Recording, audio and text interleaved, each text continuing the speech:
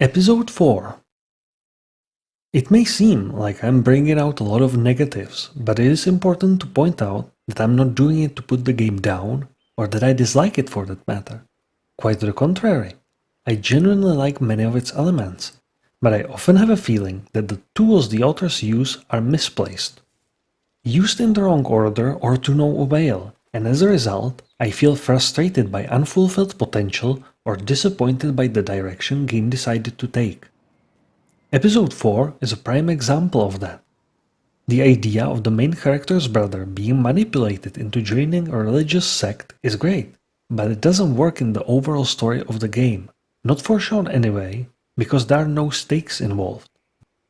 The game's goal was always to get to Mexico, and this was just a minor obstacle on the way. Why do I say minor? Because I don't think any of the players truly believed that the episode 4 could end with Daniel not rejoining Sean, and that is a problem. Let's take a look at this episode in a vacuum, as if it was an individual game with 5 episodes, where what is now finale of episode 4 serves as the finale to the entire game. The premise is great. The game would describe a rocky relation between brothers in the first episode, ending with Daniel leaving Sean and finding a new family in church led by Lisbeth, who would accept Daniel seemingly much better than Sean, even if for nefarious purpose. In the second episode, Sean would meet other characters on his journey and realize the importance of family and his feelings for his brother. He would get the motivation to win back his brother's favor. In the third episode, he would confront his brother and his new family, only to be rejected. His motivation wouldn't be enough to wash away his previous sins. Daniel's new family provides more than Sean ever did, and Lisbeth manipulates her surrounding to make Sean seem as the worst possible brother, because she enjoys the tremendous benefits of having Daniel around. So in the fourth episode, Sean would need to seek the help of other characters, those he met before and new ones as well, and through their interaction grow as an individual, perform deeds deserving Daniel's praise and admiration, and also amass evidence to discredit Lisbeth and to show her true colors. Finally, in the fifth episode, Sean's actions would be weighed and judged by Daniel, who could re-evaluate his feelings to Sean based on Sean's redemptive journey and his actions, and decide whether he wants to be part of Sean's family or wants to choose another. Liar! Go to hell. Come on, Daniel. That would make the last scene very powerful, because you, as the player, would know that Daniel can actually reject you. That would create tension, thrill. Are you okay? This is, more or less, a classic narrative structure of a story, hero's journey. You are presented with a protagonist, conflict, antagonist, character arc and evolution, climax and denouement, meaning resolution, ending and explanation of the story. The problem of Life is Strange 2 is that each episode is trying to be a self-contained story, present entirely new narrative within a single episode, and more, like escape from the hospital, racist encounter, trust issues, introduce Karen. But in trying to execute all of those things, the game misses key components to make it functional. That undermines any tension and stakes in episode 4, because throughout the entire game, the plot was to run away and get to Mexico, so no matter what, A. Daniel was bound to walk away with Sean at the end of episode 4, or B. The entire Mexico storyline, the main storyline of the game up to this point, had to be abandoned before the last act started, thus undermining 4 episodes of progress. Also, if I had to roughly summarize brothers' interaction in this episode, it would be: Sean finds Daniel. Daniel doesn't want to leave and Sean is kicked out. Sean comes back for Daniel. Daniel suddenly decides to walk away with Sean, even if the player makes the worst possible choices, doesn't matter. That is not very exciting or engaging, is it? There is neither time nor a real reason for Daniel to change his mind. Neither did I feel any real pressure to save him. I believe I thoroughly explained my feelings toward Daniel in the last chapter. You could point out that Sean brought Karen with him, but she didn't play a big role in Daniel's decision. Sean even tells her at the end to do nothing. So what did Sean actually do except coming to Daniel twice?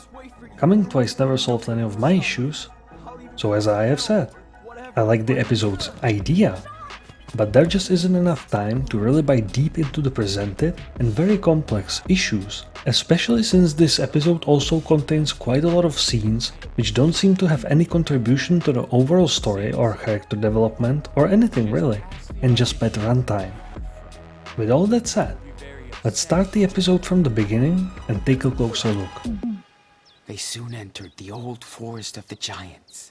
During the episode's opening was the first time I felt the introductory narrative comic was a little bit too long, and it was specifically at the point where Sean said that they worked hard to stock up on gold, with picture of wolves with ganja plants in their maws, where I really thought that less is sometimes more. Keep it simple, don't get lost in your allegory. But don't get me wrong, I like this kind of narration, and I was always looking forward to seeing how will Sean describe the events. For example, he says that mean farmers who owned the land tried to hurt the brothers, but he leaves out the fact that at least some of the brothers were actively trying to rob the mean farmers at that moment. Is there no honor amongst thieves?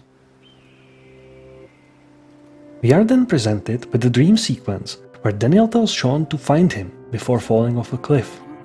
It is a very tense moment and I like the atmosphere of it. I don't want to spend time on interpreting dreams because I know nothing about it, but it is pretty clear what are the main elements of it. Fear of losing Daniel and the need to do something, distinct time pressure. A strange thing I noticed was that at the last moment, before Daniel falls off, it seems like he has a bit of a smile. Am I seeing it wrong? Like he enjoys emotionally blackmailing Sean, dragging him on. It is very strange indeed.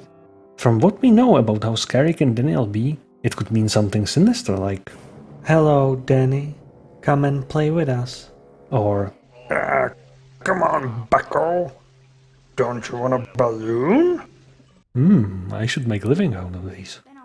Obviously, nothing of sorts happened, but just like with the claw marks in episode 1 and missing people posters in episode 3, and maybe even plane flying over Sean and Lila at the beginning, it needlessly caught my attention. Mind you, everything we see is a product of Sean's imagination. We don't know what Daniel wants, but we do know that Sean genuinely feels he has to take care of his brother, that he has to find him at all costs. Now, that happens to be the exact opposite of my feelings. At this point, I was pretty much done with the plotline. I was done with Daniel. I talked about rewarding gameplay, and this was just getting overwhelmingly tedious. I understand that was the point of the last chapter, to show that no matter what you do, things may not work out. But there really wasn't any motivation to do anything with Daniel even before that. Despite the number of hours I spent playing to get to this point, I felt no connection to Daniel other than obligation. And that is not the best incentive to play. And I wasn't the only one feeling this way. Let's bang a few examples of user comments, this time from Steam reviews. Annoying characters. Especially younger brother Daniel makes this game a chore. Or another. There's not enough character development, and with each episode I get closer to murdering Daniel because he's so annoying. Another. Daniel is way too obnoxious. Obviously not the most explanatory of reviews, but you see the theme here. Many people don't feel any connection to Daniel's character, just as I. Stop! At the end of episode 3, one of the possible outcomes is that Sean and Cassidy are romantically involved. That happened to be my first playthrough. Daniel blames Sean for not paying attention to him and hurts Cassidy for stealing said attention away. At the end of the episode, it is not clear what Cassidy's fate is. She might be dead. Because once I decided to do what I wanted, not Daniel. I didn't go to bed with him one time, but decided to get a haircut instead. I thought Cassidy might be dead. Over a haircut. One of the few characters to whom both Sean and I could actually connect on any level in this game. And I thought, I'm done. I've done everything I could have to make Sean a good big brother and it just wasn't enough. It is not meant to be. I don't want to look for Daniel anymore. He rarely listens to anything Sean tells him, gets them both in trouble, and blames Sean for consequences. If Cassidy is dead, my only reason to look for him is to kill him in revenge. Kill the Rainmaker. Stop!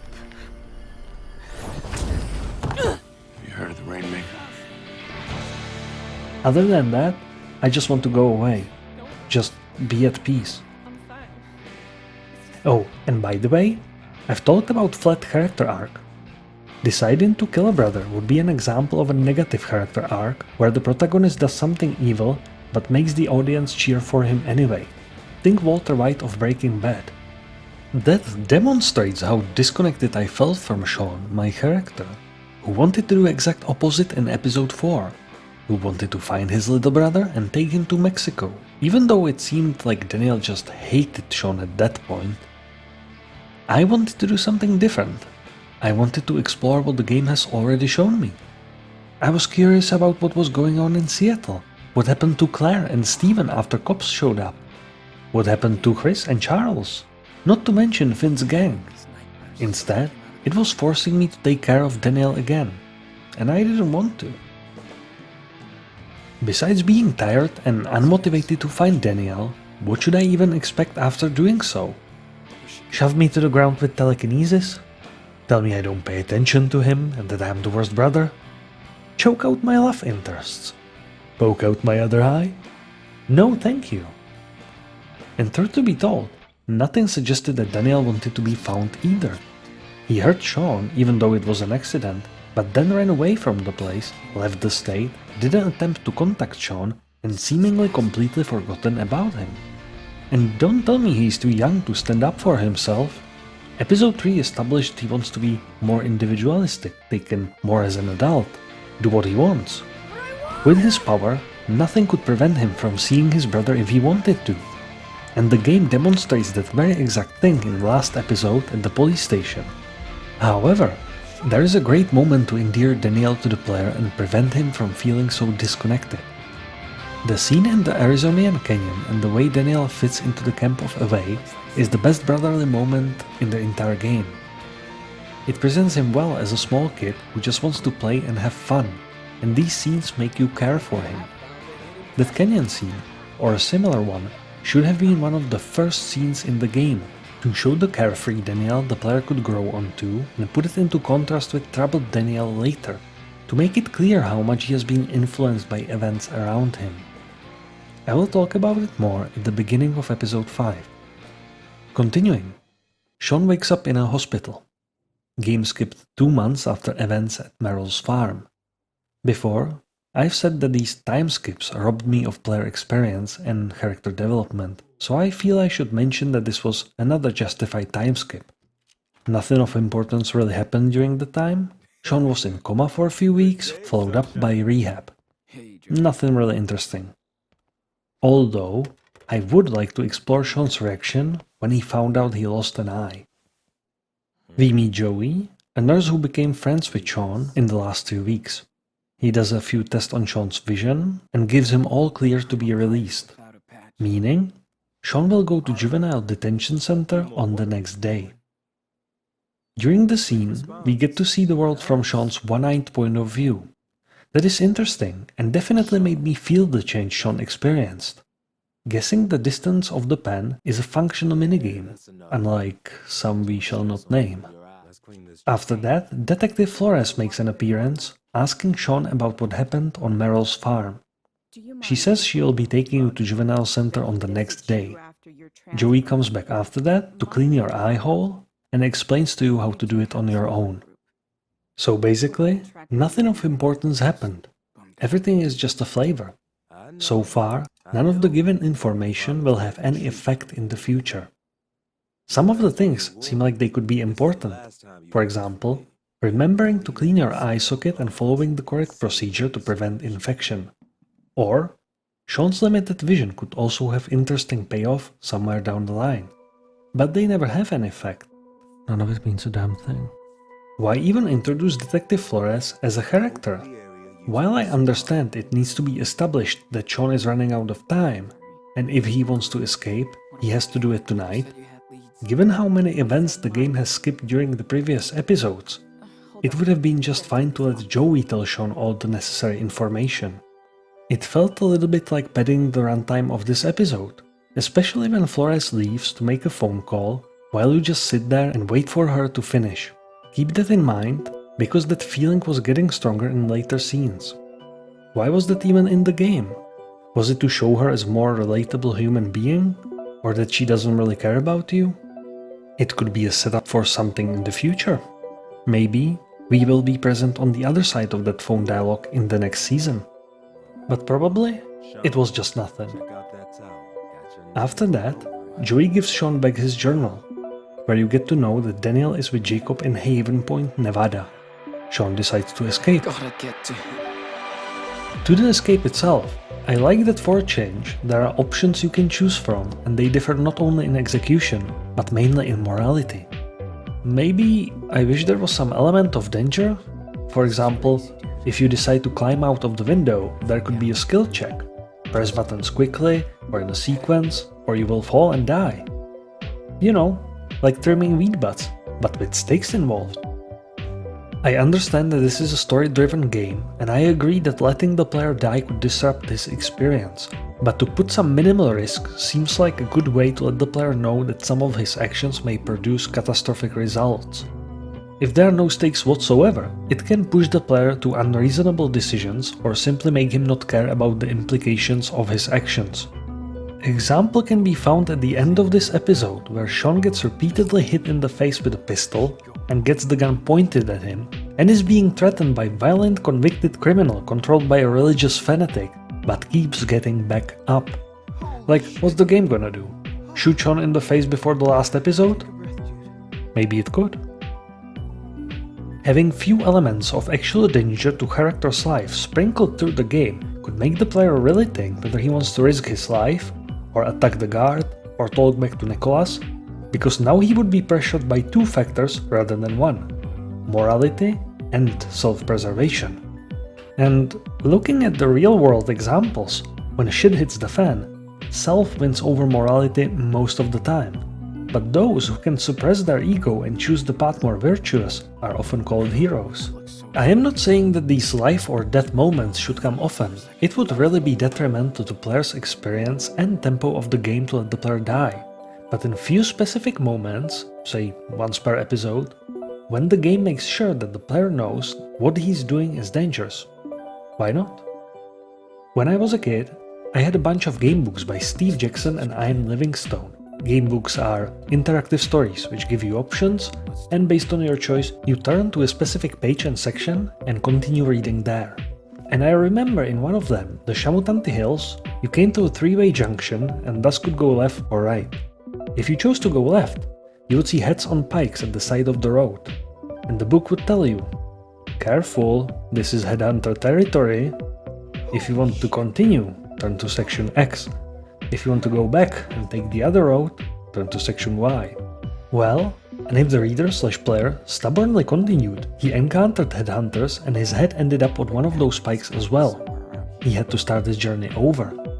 So just a thought.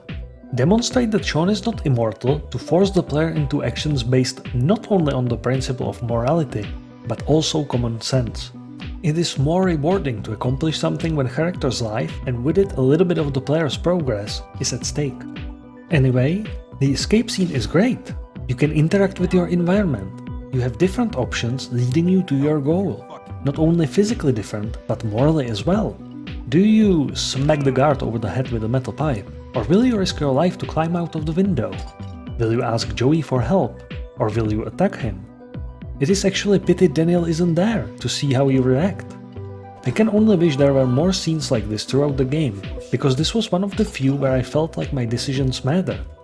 For example, on my first playthrough, I wanted to commit as little actual crime as I could, so I was pretty happy to be able to climb out of the window, which is technically also a crime at that point, but at least it doesn't involve a battery of a police officer. Shame that immediately after Sean decided to steal a car. I would like to have some say in that, especially since the game shows the car belongs to some poor nurse with a heavy schedule. That should be the moment where you, as creator, give the player option to choose. Will you steal the car because it is clearly a useful tool, even though it is morally wrong to do so, or will you try to hitchhike, risking detection by law? Or will you do something you learned previously and likely did a lot with Finn's group? Hop on a train? Risking an injury doing so? But no, Sean just makes the decision to steal the car for you. It especially irks me because in the next scene, Chet accuses Sean from stealing, and he's right. But let's not skip ahead.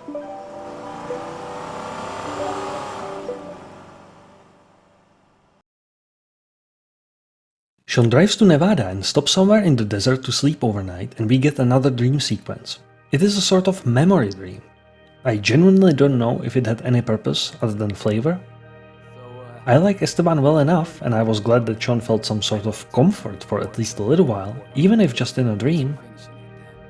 Esteban tells Sean that he is born to roam till he finds his home, but I don't know if that is a piece of relevant information or pop culture reference or song lyrics.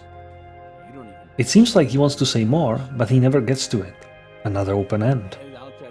I thought those dream sequences will continue at some point during the game, that they will compose some sort of a story or teach us a lesson. Or at least I was hoping that there would be a meaning to this particular vision, deeper than just Sean dreaming about carefree times. We can use direct comparison to Chloe's scene from Before the Storm, which just has a much stronger emotional impact, because in Before the Storm, Chloe's pain from the loss of her father is sometimes mentioned, but it is in that scene where we get to know that it is an underlying condition to her character. It ties in themes about the importance of family, and she has that dream while she's on her way to save Sarah, Rachel's mother. But in Sean's case, I cannot find any relevance to anything in the game, so I have to assume that this is just a moment, just a window to Sean's head, showing he wants his father or somebody else, an adult with an authority, to make things go back to normal times, free of responsibility and pressure. That is okay, but I expect a little bit more than just okay from Life is Strange, and I'll leave it at that. Knock knock. That's not the start of a joke, but of the next scene. And to be honest, everything about this scene feels wrong. It may seem like a weird thing to say after many hours I have spent pointing out things which lessen my enjoyment of the game, but this is the only scene I truly dislike. Except, you know. I may have issues with others, but they have a place in the game. This one is just bad. Let's go over it. Sean wakes up to a knock on the window. A guy named Chet, how else, gets Sean out of his stolen car, tells him he is trespassing on his property, gets into Sean's car, takes Sean's backpack, makes Sean say he's a dirty thief or beats him up, and then lets him go. And before I start to go over my feelings about this scene, let me state the following. I'm not saying that people like Chet don't exist. It is a sad reality that they do, you can find them everywhere, and events like this happen all the time. I do not want to debate whether such an encounter is realistic or not. However, the way this game comments on issues of racism feels like someone hitting me over the head with a baseball bat. It pulls me away from the storyline into a scene that is insignificant for the rest of the game, in the grand scheme of things. Also, I take an issue with the difference in depiction of friendly and unfriendly characters, which makes the simplicity of the baddies stand out. They feel like a cartoon villain who states he loves money, then swims in a pool of dollar bills and proceeds to sing a song about how greed is his most treasured character trait. Moreover, because we perceive these characters through singular optic, portraying them in this way is stereotyping them, which I believe is something this game should be striving against. I understand why stereotypes exist, and honestly, because stereotype means oversimplification, I have nothing against them. If somebody uses stereotypes of my own groups, I can understand why they exist and where they are coming from. Understanding them makes it easier to form my stance towards them.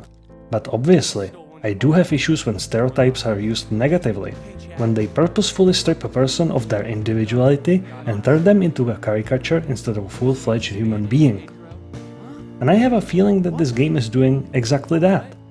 It promotes a singular negative image of a variable group of individuals, image of irredeemable assholes. In the process, it forgets about its own message about diversity and acceptance of different societal roles and pushes negative stereotypes. In other words, it fights fire with fire. But to help in getting rid of the negative perception of groups, you cannot wage war with your opponents, because that will only make them entrench deeper in their position. You can get rid of their false beliefs by education, sharing knowledge and wisdom, teaching compassion, giving information, and other means.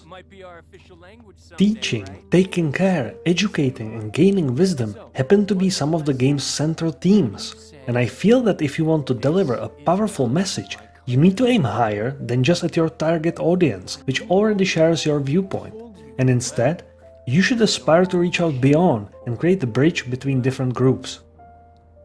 When somebody is raised with a certain worldview and then lives in an environment that reinforces that view, it is not possible to change it by saying, "You are wrong," or by portraying holders of such beliefs as evil cretins. Some views change slowly, and more often than not, all you can ask of people is to be open to change. I refer you to my thoughts about Hank's temper in episode 1 of this series, where I'm trying to show ways to make such scenes meaningful, presenting moral dilemmas, while making the antagonistic characters somewhat rich and giving the player a sense of accomplishment. You cannot just throw a racist in front of the player and call it political commentary. And it helps when your commentary doesn't target individuals, but the system they are coming from, their views and ideas. Otherwise you are going to get stuck in an infinite loop of, "Look, this bad person. He bad. They all bad." That is why I felt Meryl's Farm was a good place to explore a theme of racism, because you could present multiple characters who look like Chet on a first glance, but as Sean worked side by side with them, he would start to notice their individuality, and in turn, they would start to see Sean as a person as well, instead of just a caricature. So, my issues with the Chet scene. First of all, technical. Where the hell did Chet come from? Establishing shot at the beginning of the scene shows an empty desert, no property sign. Showing it would legitimize Chet's claim and reward the player for being more observant than tired Sean. Without the sign present, it is ambiguous whether Chet is telling the truth or not. But fine, Chet is there now. Next, even if that is Chet's property somehow, Sean really could just lock the door and drive away. Moreover, even if Sean was an illegal immigrant, pushing someone around is still an assault. Is Chet stupid enough to forcibly take a person out of their vehicle, enter it, physically prevent them from getting back to him and go through their stuff, before he has any solid confirmation of his assumption that this person is a criminal? Also, why didn't Chet call the cops when he noticed Sean's car is stolen, instead just bullied him like a high schooler? In addition, as was the case with Hank's temper, does Chet have to be so blatantly racist in his behavior? "This is not my country"? Really? Doesn't Sean sound enough like an American? It is hard to get emotional response towards issues of racism when the game presents us with racist characters who come out of nowhere, beat up Sean, are total assholes all the time without any redeeming qualities, and then disappear into the night never to be seen again. It is so hard for me to take them seriously. Show them as characters, not caricatures. Because just as shallow is their character will be their impact on the player. Show them as real people, who have bad ideas, who are wrong, but who are ultimately believable. Don't be afraid to show some of their good qualities as well, because few people are pure evil beyond any chance for redemption. But that would require this game to have setups and payoffs and time to let scenes resonate. And that is the main problem I have with this scene. What is the point or message? What effect will it have in the future? In all honesty, this scene feels like somebody needed to make this episode 20 minutes longer, so the scene was written in. On the side note, just a food for thought. Ignoring his behavior, is Chet wrong in his assumptions? Sean did steal a car and is a criminal, and it is through his own actions. Doesn't that say something about how Sean's character is written into the story when crazy asshole caricature of a racist actually gets the moral high ground over him? Maybe that is the point of Sean's character, that he is pushed into his negative stereotype by society, like a self-fulfilling prophecy. I don't know.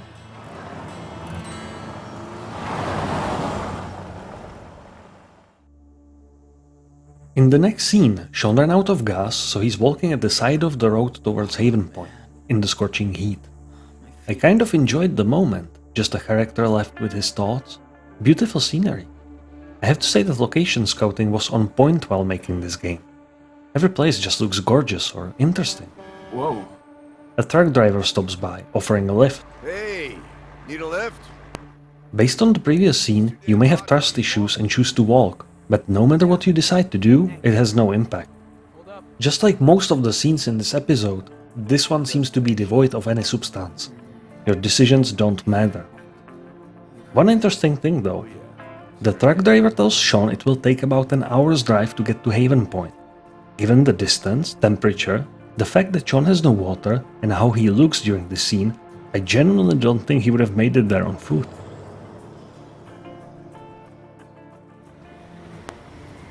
When Sean arrives at the church, he gets to meet Sarah Lee, Jacob's sister, who seems to be ill. After the ceremony, where Danielle, proclaimed to be an angel, lifts a huge cross and moves it across the church, Sarah Lee takes you to see him and Reverend Lisbeth, who clings to Danielle like a tick. You get to chat with Danielle, but nothing you do changes the outcome. You get kicked out of the church. Danielle clearly doesn't want to leave with Sean, and nothing you have done in the game until now really changes this scene. I have talked about unrewarding gameplay. This is exactly it. It feels like writers decided there is no resolve to Sean's quest other than Danielle siding with Lisbeth, while she uses her goon to kick you out of the church. No incremental victory, no triumphant moment, nothing to be proud of, not even a good zinger or comeback to fire at Lisbeth. Does it hurt? Not as much as your haircut. Shut up. Danielle could like that. It would show him how dull his life is without Sean. That is a real pity in a game that tells you that your choices matter.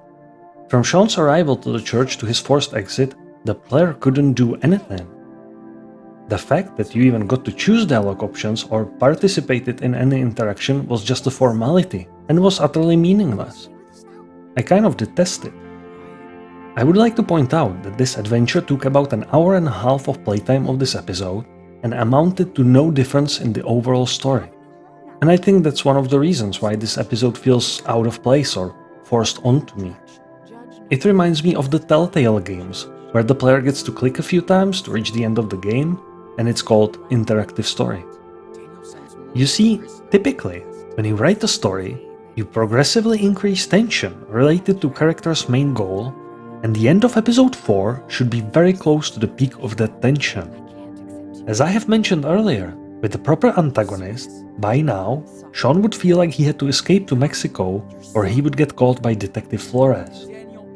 Instead, the game sets aside the main story in favor of this side quest, which doesn't enrich Sean's or Danielle's character, neither provides any vital information about them to the player. Also, what is the difference between brothers' encounter at this time and during the final of the episode? And again, the storyline of episode 4 is good in theory, but it would work better as an individual game, where you could start up the narrative and progressively work towards the end with real stakes and real consequences. I couldn't shake the feeling that the entire episode serves only one purpose: to introduce Karen, because she's the only aspect of this episode that affects the entire story. Anyway, Sean gets to chat with Danielle, tells him they need to move on to Mexico, and Enano replies he doesn't want to. Lisbeth makes you look bad in front of Danielle, and then uses her thug, Nicholas, to kick you out. As Sean is trying to get inside, Karen turns up. She tells him he's not gonna get his brother back like this, and that he needs a plan. She tells Sean she was contacted by Jacob, who told her that Danielle may be in danger. Then she takes Sean to a motel. Sean reluctantly follows.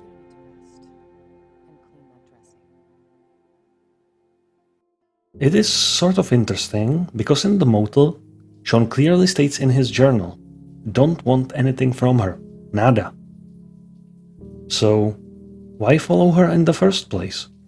This is what I mentioned in episode 2, that Sean simply decides how he feels and acts without players' input. It would be fairly easy to have Sean feel neutral, or at least not so firm in his hatred, and let the player develop his own opinion during the previous episodes. If Sean's mindset would be closer to "why did she leave us?" or "I wonder what happened to her," it would be a better suited approach because it would present the player with a mystery that Sean and Danielle could bond over during the game. It would also give Sean better motivation to follow her into the motel room at this point. While in the motel, Karen goes to buy supplies, and we get to snoop into some of her things. This would be the best option to call Layla, check up on Brody, contact Cassidy or Finn, Claire or Steven, because you have uncompromised phone line. Just like Brody suggested in the first episode. But it's kinda late for that. We call Jacob and arrange a rendezvous to plan how we rescue Danielle. And we wait for Karen's return. This is an interesting little nugget. When Karen gets back, she gives Sean a cheeseburger, says, "Double cheese, no onion, right?" Sean stares her down and then says, "That will do." Don't want anything from her. Nada. She's trying, Sean. Could you be a little bit more sympathetic for a change? Not only you have no game, but you also have no chill. For the entire game, I've been curious about Karen, and this was the moment to satiate my curiosity. I could empathize with Danielle, who wanted to get to know her, but when I get to the point in the game where that can finally happen, Sean is hostile to her, potentially souring their relationship from the get-go. Without my input. Because Karen seems like an important character, I think it would be in order to give the player a chance to build the relationship. Here, Sean is biting the hand that feeds him. At least having the option to be grateful instead seems logical? Prudent? Felicitous? Anyway, we get to talk to Karen. She explains herself and her position. She says she just wasn't meant to be a mother and a wife and wanted a different life. I find her character very interesting. Not traditional, but understandable, with an air of calm around her. It is a pity that throughout the game, we couldn't lead Sean to change his position, to learn about different ways of life, to learn that people don't have to function in classic structure as a family, but can operate very well in non-standard formations or just as individuals. After all, Sean himself doesn't fit in society anymore, and we don't even really know how he feels about it. I talked about this at the beginning of episode 3, and I think that in this boring, dusty, out-of-the-way motel room would be a perfect moment for closing one of Sean's character arcs, if he had any. If the game didn't have such closed-out episodes, we could have a great moment here, where Sean and the player would utilize all they have learned about society and decide how they feel about it, about Karen, about themselves. I genuinely believe that this was the moment where, just like in the campfire scene, Sean should have been more talkative, where he could break down in despair, looking for the comfort of his mother, like was suggested in his dream interaction with Esteban at the beginning of this episode, and linked to his outburst of frustration after the encounter with Chet, where the player should have had a genuine option to voice his beliefs, state what he has learned during the game. When Karen explains herself, she must hope for some kind of reaction, hate, forgiveness, anything. I'm sure that she hopes she didn't hurt Sean too much. Having some previous experience with her, for example, the prologue I suggested in episode 1, could not only give the player a really powerful moment stemming from their reunion, but would also make him feel in control of Sean's character. It would be very satisfying to have the option to use Sean's experience with society, relationships and family to say, "I understand you, Karen. I also thought I only wanted to live a normal life, in a normal society, in a normal family. But it was taken away from me. I tried to cling to that idea, sought out Claire and Steven in hopes things would go back to normal. But it wasn't meant to be. I was forced out into the world. I thought I was all alone. But then I met people just like myself, and they showed me a whole another society. It felt like crawling through a hole to another universe. And I realized I don't want to go back. I want to be my own person, free of judgment and guilt. And all I want for Daniel is the same freedom to decide who he wants to be. I understand you, Karen. And I forgive you. Now, let's get Daniel away from those fucks. Having similar options would spin a whole new dynamic, not only on the motel scene, but also on the rest of the game. This would not only show that Sean's character has significantly grown over the last few months, but also that he is now becoming the adult, that he isn't just aimlessly wandering across the country, but he's taking things into his own hands, that he is the force that drives the action, the narrative of the story, that he's capable and willing. It feels like a great opportunity here, especially because in this episode, you don't have Daniel around. Do you remember how I said during the introduction that Sean is the main character, but not always the protagonist? In all the other episodes, Sean's purpose is to drive Daniel's character development, and Sean's experience is often unimportant. But in this episode, Daniel isn't present, so we can focus purely on Sean. And without Daniel being a distraction, it feels like the perfect time to submit impactful payoff for Sean. It doesn't have to happen at the very end during the outro. The thing is, it still could. Just give the player an option to show that he has learned something on his journey earlier. However, it would be equally fine if the player wasn't convinced or even disagreed with Karen. Anyway, I like Karen. It is such a refreshing change to see a well-written, fleshed-out character with history and motivation in this episode. Something really needed after meeting Chet in the desert. And I like the motel scene. I love the lead-up to the moment of calm outside. That's when you know someone is good to you. When you can just sit together, shut the hell up, and watch the universe do its own thing. That's a good line. Sean and Karen head back inside then, and Sean cleans his eye. Karen can help. In any case, tears run down her cheeks. I really like Karen, and I get her. The next day we get to talk to Jacob, who tells us about his and Daniel's escape from Merrill's farm. Daniel feels responsible for what happened at Merrill's and has a need to redeem himself. That need is exploited by Lisbeth. Jacob reveals he wants to save his sister, Sarah Lee, because she is sick and Lisbeth refuses to get her medicine. Also, we need to get Sarah Lee's medical records from Lisbeth's house. Sean reluctantly agrees. Fine. Okay, few observations. It is interesting that it was Jacob chosen as character companion for this episode, because he got really small part in the previous one. Merrill couldn't even remember his name. Why was he deliberately hidden as a character? Why not give him a bigger part? I won't go into the overlapping of episodes thing again, but it would feel better to cooperate with a character we already know from the past. Why? Because it would increase the stakes. The player would be more motivated to succeed if he was helping out one of the characters he was closely familiar with, if he was helping out a friend. So let's take a moment and talk about stakes. There aren't any. You cannot lose.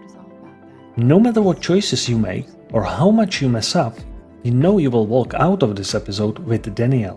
It is inevitable. So you need to create tension. Because this isn't the last episode of the game, it shouldn't be primarily about saving Daniel, but about saving Sarah Lee.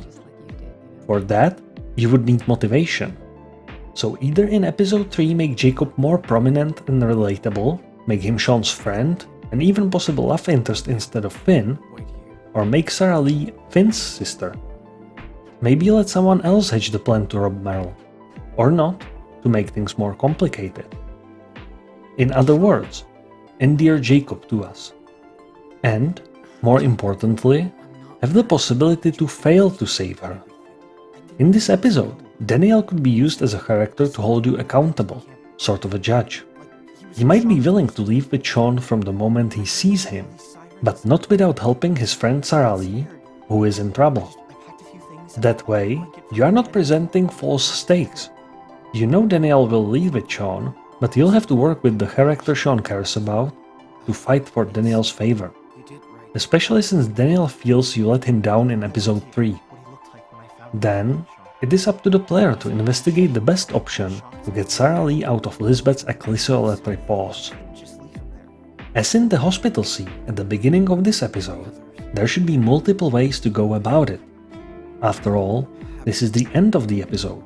Pile up the pressure. If the player shows incompetence or is unwilling to help, or does a piss poor job, Daniel should dislike him. In other cases, he'll be hero in Daniel's eyes. That would create tension. It would serve as a pretty big addition to Daniel's decision-making process at the end of the game. Daniel would surely have to wonder, why did he agree to leave the church with you if you let him down? What would be the difference between Sean and Lisbeth if both lied to people around them for their personal gain? You can even throw a wrench in the gears and use Daniel's character development to evaluate your actions based on what he has learned from you during the game. That is a little packed statement. Let me explain.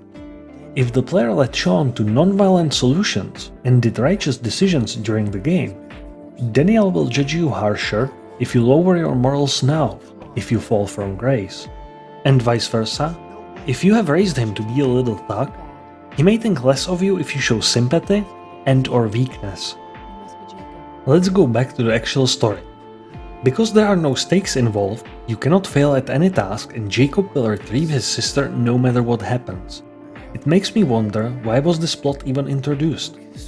Again, very strange decision by creators. The game introduces a problem and then solves it for you, without giving you a chance to triumph or to fail. That happens to be my main issue with episode 4. Nothing you do matters. Seriously, show me one decision that influences the game in any real way. And there are some big moments. In the beginning, you may choose to escape from the hospital non-violently, or attack the guard or Joey. In the end, you can shoot Lisbeth dead. Bam! At the very end of the game, if you choose to surrender and Daniel respects that decision, your choices don't have any consequences. Sean doesn't get a longer prison sentence and effectively gets away with murder. You obviously don't know that on your first playthrough, but the game's tendency to effectively forget your decisions as soon as the episode ends really hits the peak here. That is why I said in the beginning that many things in this episode feel just like padding up runtime before introducing Karen, because she's the only thing that influences the next episode and the story in its entirety. And just like in episode 3, I have to ask what was the reason behind it. Were the developers pushed into releasing this episode hastily? Wasn't there enough time to tie it in with the rest of the game, past episodes and the future one? To polish it somehow? To either present dramatic arcs for characters or to close them? Because remember, in other episodes, you could make an excuse that your choices influence Daniel's character growth, but Daniel is not present here. The only thing that may happen is that Sean's feelings for Karen go from freezing to chilly, but since he is living with her in the last episode anyway, it doesn't seem like an impactful change. To the rescue then! With Jacob, you enter Lisbeth's house and get to snoop around a little. You find Daniel's room and get to know some things about his life with Lisbeth. I found it amusing when Sean commented on Daniel's duties as being worse than in an army camp.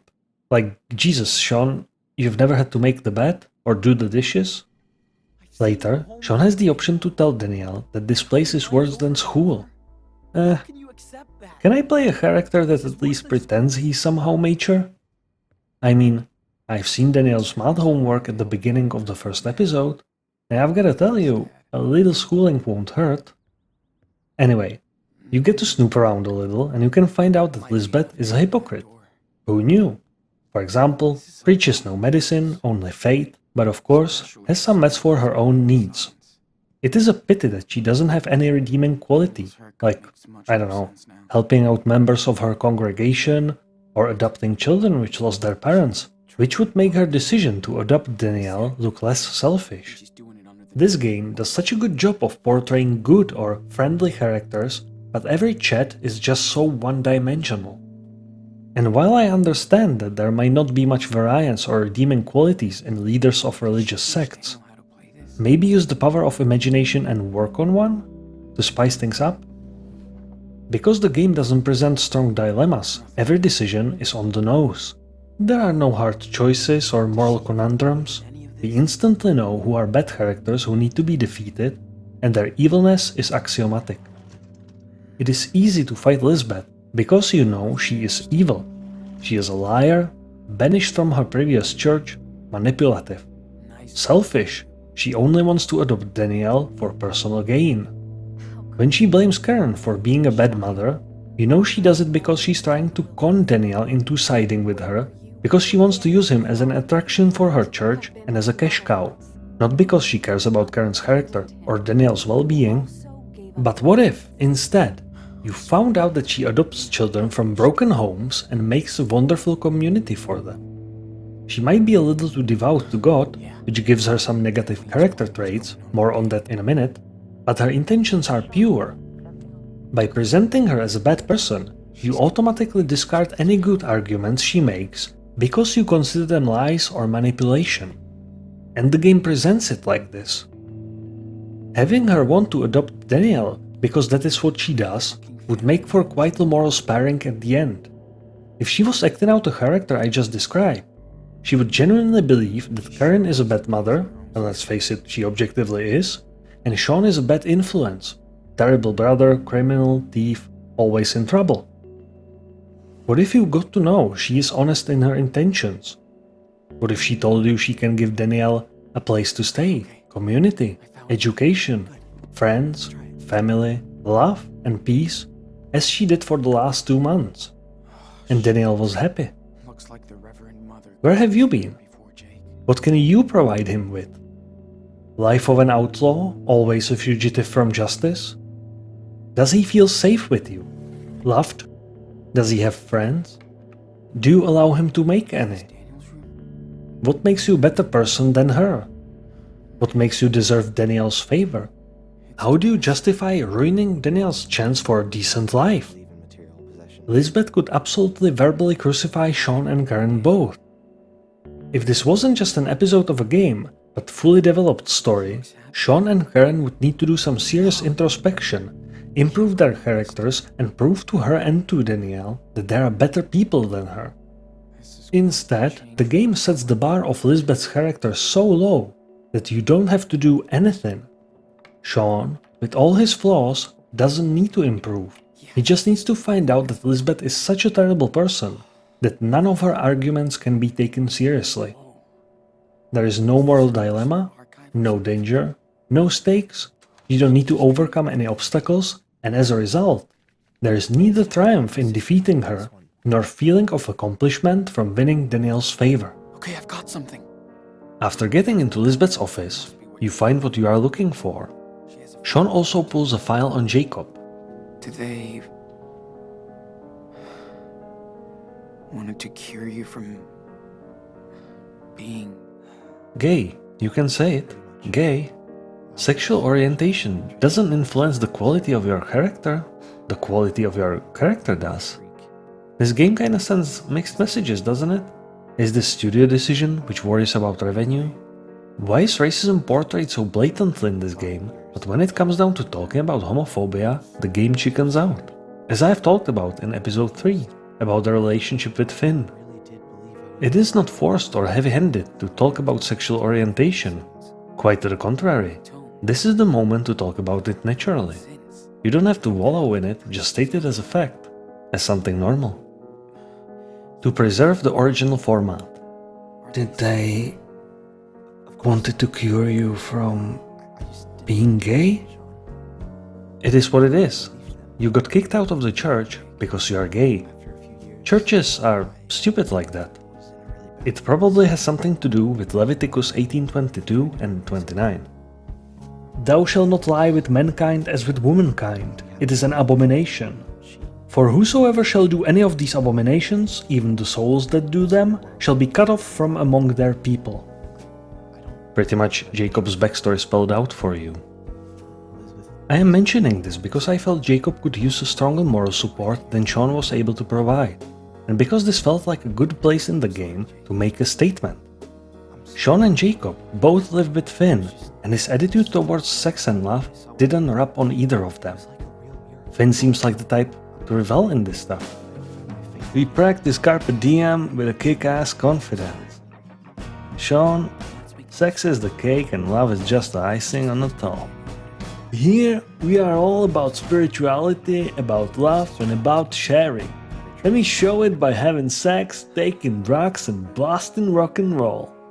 Hey, they had it right in the 60s. Love, peace, good music, sex, community, bare feet, no brass and weed sounds better than the superficial, consumer-driven chaos that has become our norm.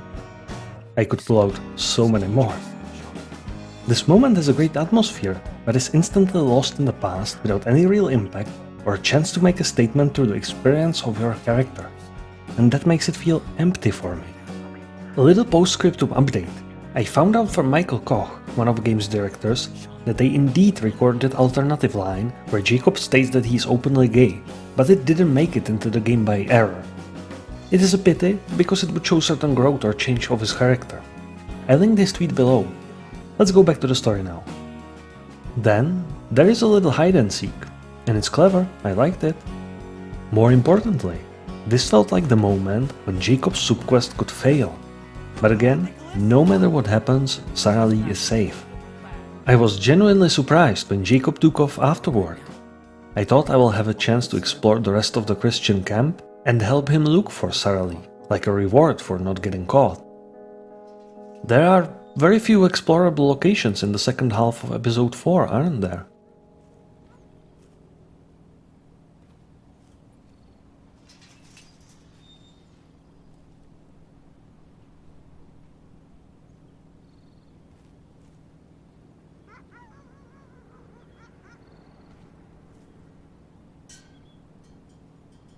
Mission accomplished?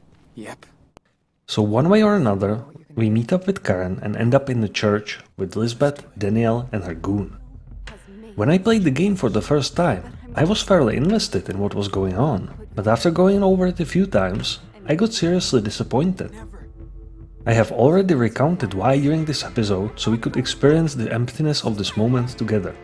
No stakes, no character development, no changes to the main storyline, no resolution, no triumphant moments, no consequences.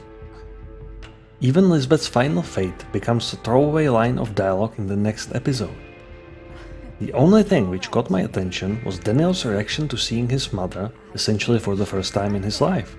Throughout the entire game, Daniel wouldn't stop dreaming about meeting her. His desire was the source of the main conflict between you and your grandparents at the end of episode 2. He still talked about looking for her in episode 3.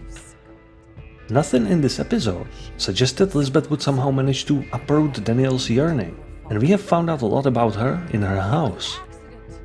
Previous episodes of the game framed Daniel's character in the manner that I expected him to immediately nuzzle up to Karen with great delight. But his reaction is odd. That's right. You can't tempt Daniel from this garden. I couldn't help thinking that Sean has done nothing over the course of this episode to deserve Daniel's forgiveness and favor, except getting the absolute shit beaten out of him. Is this Sean's character arc? Is it his superpower?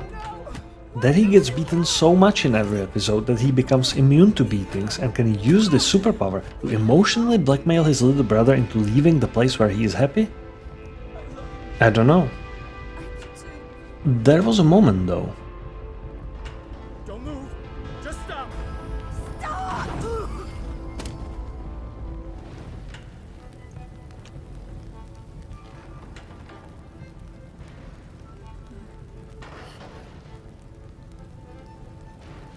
Do you see it?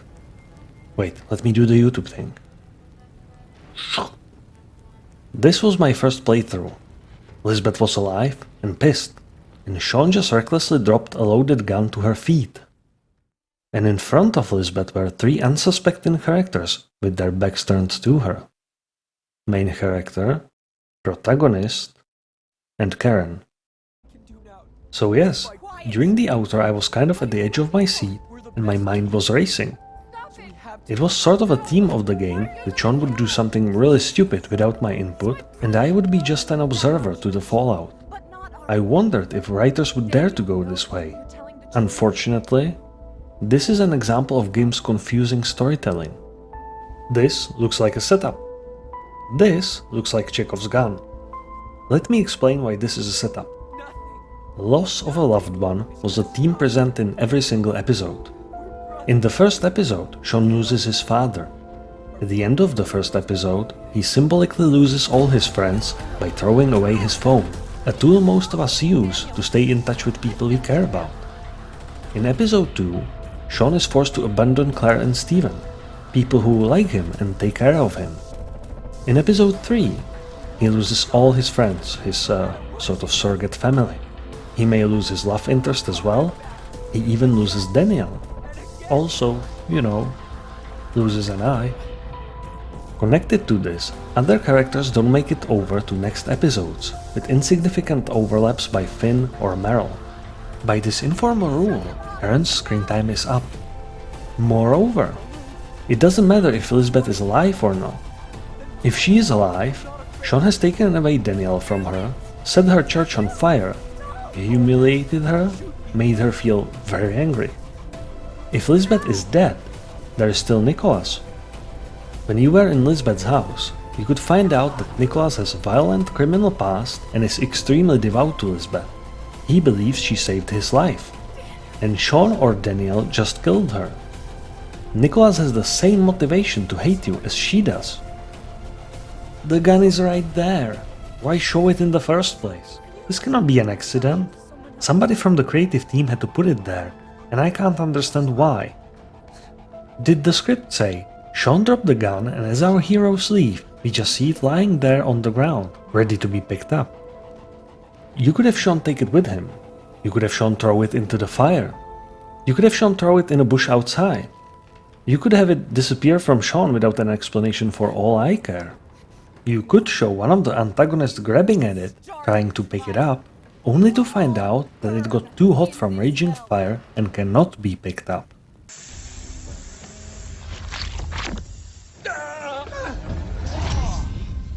That door cannot be opened! But no, you pointed the camera straight at the gun and then proceeded to ignore it. It is so bizarre that this has no payoff whatsoever. There are so many things in this game that seem important but have no meaning. So many setups, so many promises, so many roads untaken.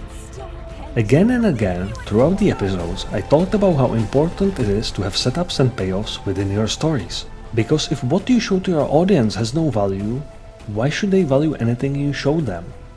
And this little image is a testament to the game's inability to string events together in a meaningful manner.